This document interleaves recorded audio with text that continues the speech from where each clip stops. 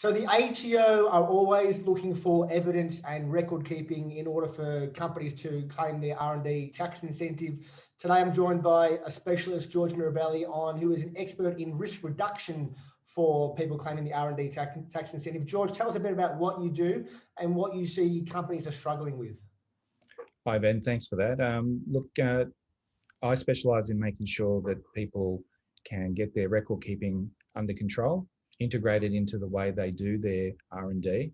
That way they can reduce the risk of missing elements of the documentation that needs to be kept, and also make it repeatable so that they can make sure that their documentation is happening automatically each year, and they can sleep well at night. That's the basic crux of it.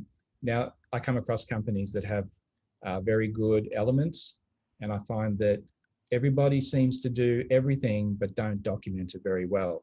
And I think just getting that documentation level up to the right level, making it repeatable, making it ingrained in what you do, is how you reduce the risk of a tax audit. And by doing that, you can get all the elements that you need stored away, accessible, and should there be an audit, you can locate that documentation very quickly. Is there one sort of main tip that you see that companies should be doing? The main tip is to make it integrated into what you're doing every day, so that when your researchers or developers are doing their work, they're automatically creating those records without actually thinking about it.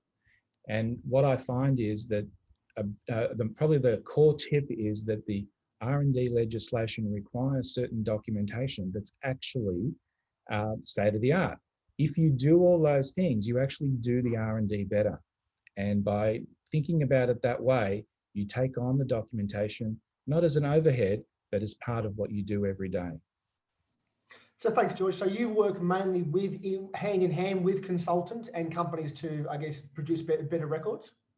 Exactly. I take on board what the tax consultants need, what the legislation requires, and make sure that I look at the processes that the business is currently doing and go through and integrate in the additional record keeping if there's anything added that needs to be added, and just formalize the thinking behind the records so that they can just naturally produce the records as part of their day-to-day.